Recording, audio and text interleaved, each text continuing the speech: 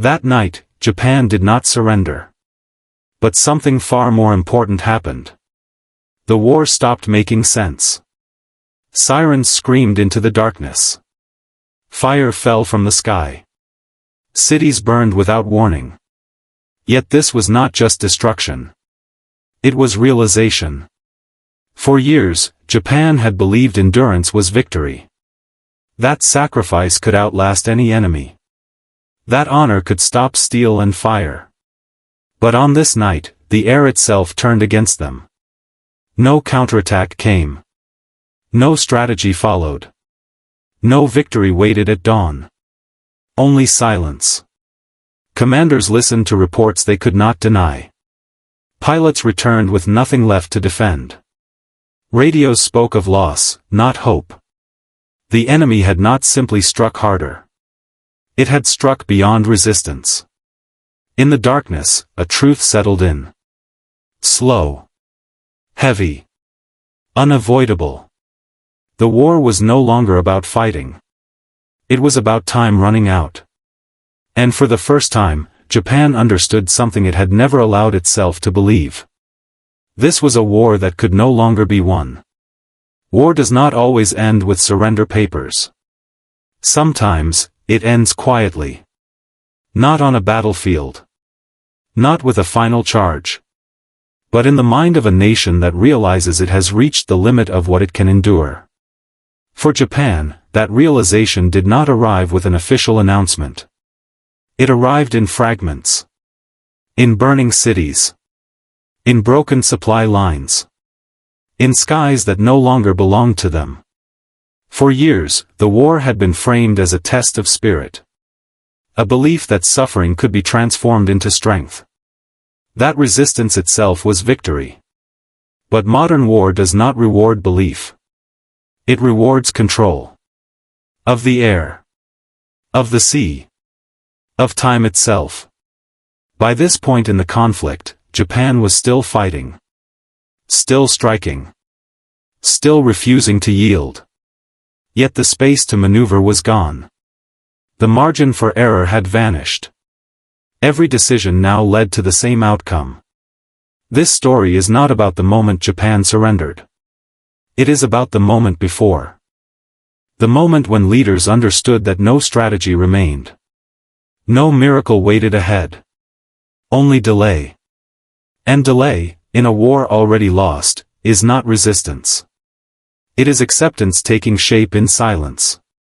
Before that night, Japan still believed the war could be shaped by will.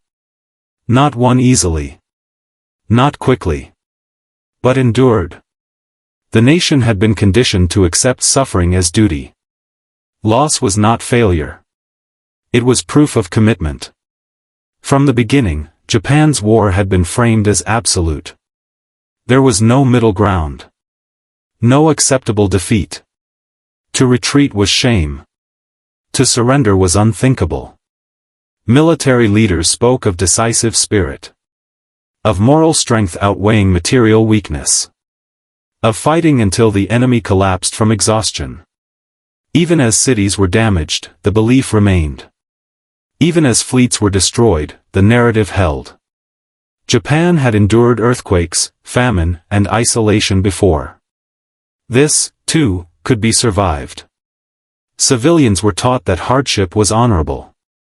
That loss was temporary. That endurance would bend history in their favor. But beneath the surface, cracks were forming. Oil was scarce. Steel was limited. Trained pilots were becoming irreplaceable. Factories struggled to replace what was lost faster than it was destroyed. Supply routes were shrinking. The seas were no longer safe. Still, resistance continued.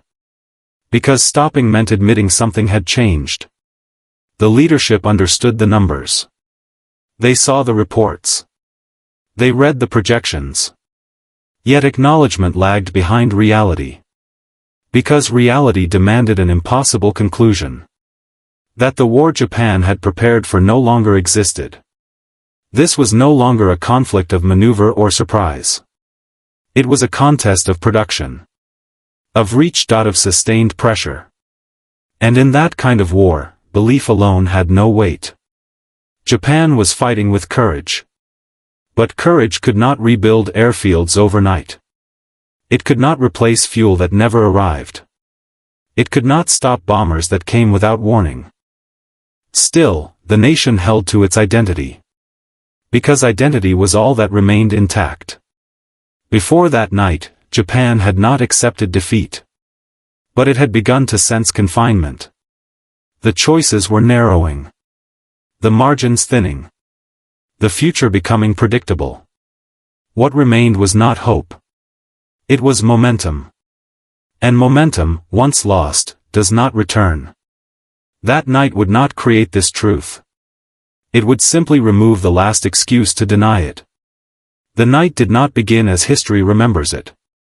There was no announcement. No warning that this would be different from the nights before. Darkness settled as it always had. Cities dimmed their lights. Civilians moved with practiced caution. War had taught them routine. Then the sky changed. The sound arrived first. Not sudden. Not dramatic. But constant. A deep, distant hum that did not fade. It grew. It multiplied. Radar screens filled faster than they could be interpreted. Messages overlapped. Commands lost clarity. This was not a raid meant to test defenses. It was not probing. It was not symbolic. It was overwhelming by design. Bombers arrived in numbers that erased calculation. Altitude blurred visibility. Speed collapsed reaction time. Air defenses fired into uncertainty. Fighters rose without clear targets. Coordination fractured under pressure. Then the fire began. Not isolated explosions. Not contained strikes. But a spreading ignition that moved faster than response. Neighborhoods disappeared into light. Streets became channels of heat. The air itself turned hostile. This was not destruction meant to capture territory. It was destruction meant to deny survival. Command centers struggled to understand what they were witnessing. Reports conflicted. Maps became obsolete within minutes. There was no countermeasure that matched the scale. No reserve force waiting to turn the tide. No moment where control returned. And in that absence, something shifted. For the first time, the leadership saw the future compressed into a single night. Not weeks. Not months. But inevitability unfolding at full speed. Pilots landed with empty eyes. Not from fear. From comprehension. They had not been defeated in combat. They had been bypassed. Civil defense collapsed under volume, not failure. Hospitals filled faster than capacity allowed. Orders repeated without effect. The city burned not because it was weak, but because resistance had become irrelevant. As the hours passed, the fire did not subside. It spread. It merged. It consumed. And still, the bombers returned. Wave after wave. Methodical. Uninterrupted. There was no dramatic final explosion. No single moment to point to. Just a realization forming slowly amid chaos. This was not a battle to be answered tomorrow. This was a demonstration of permanence. When dawn approached, the damage could not be counted. Only observed. Smoke replaced landmarks. Silence followed noise. And exhaustion replaced adrenaline. That morning, Japan was still at war. But something fundamental had been removed. The belief that effort could change outcome. What remained was destruction without leverage. Suffering without advantage. Delay without purpose. The night did not end the war. But it ended the illusion that the war still belonged to Japan. The realization did not arrive as panic. It arrived as clarity. In the hours that followed, reports continued to come in. Not emotional. Not exaggerated. just precise enough to remove doubt. Damage assessments showed patterns, not accidents. Losses were not concentrated. They were systematic. This was not an enemy searching for weakness. It was an enemy that no longer needed to search. Military leaders reviewed options already considered before. Dispersal. Reconstruction. Retaliation. Each one collapsed under the same question. With what? Fuel stocks were measured in days, not months. Aircraft production could not match destruction. Trained crews could not be replaced at the pace required. Even victory in the next engagement would change nothing. Because there would always be another strike. And another.